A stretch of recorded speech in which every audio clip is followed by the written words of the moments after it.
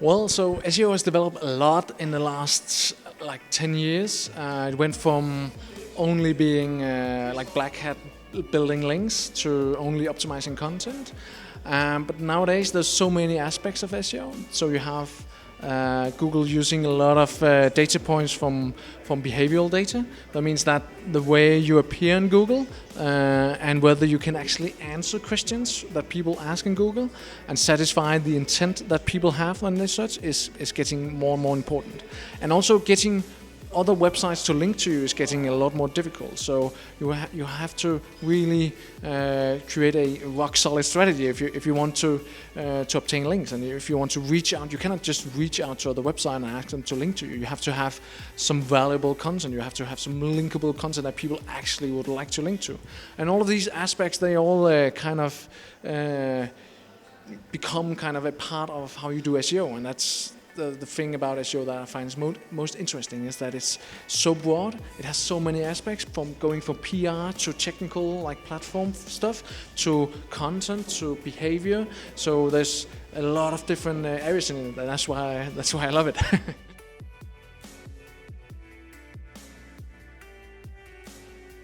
Oh, so yeah, that's a good question. So a good strategy is a strategy that both involves having content that people search for, and that also involves having content that people want to link to, but also involves having content that people want to share. And on the below that, having a platform that works very well in terms of Google. So a platform that is obviously mobile friendly, very fast, using schema.org, having all those technical stuff kind of fixed, and then you can build all the content on top of it. So yeah, good strategy is a kind of a 360 degrees kind of SEO strategy that involves everything.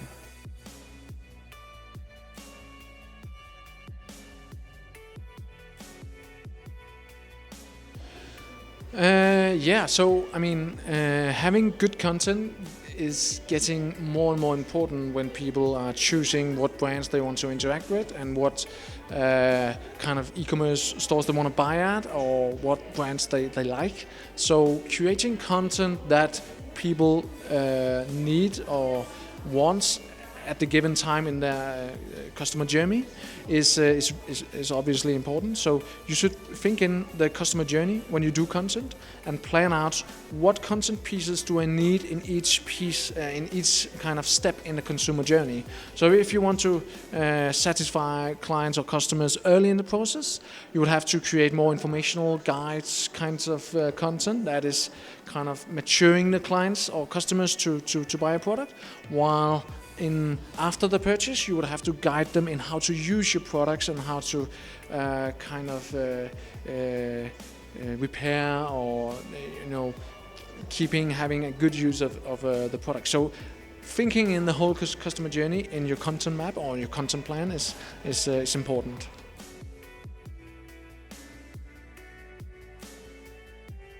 Well, a recommendation for me is to think in UX and to think in kind of user behavior or the psychology behind consumption of content. So trying to research a bit about how the cognitive works.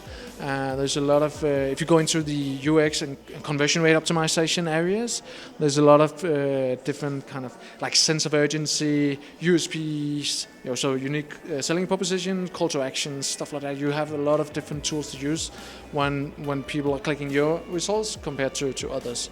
And then also implementing, if you have schema.org and implement structured data around your content, you can have stars, prices, breadcrumbs, and by doing that you can obtain more real estate room in the search result, and then more will click on your result.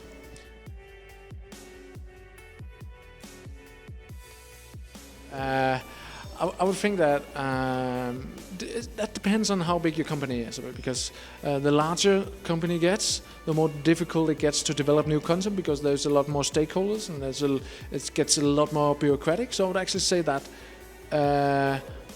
if you are a large company, organization is key. But if you're a small company, I mean, inspiration and just kind of developing content more on the fly or ad hoc is preferable. So yeah, it depends, I would say.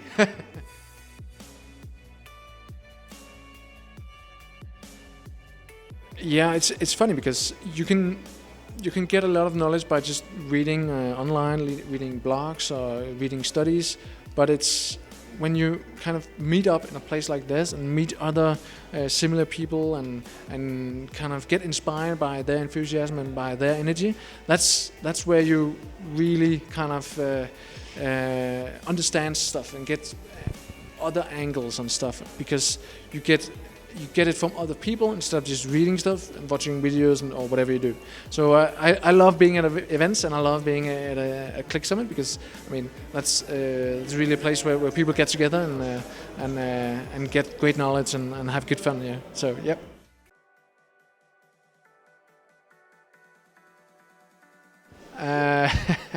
Inspiring.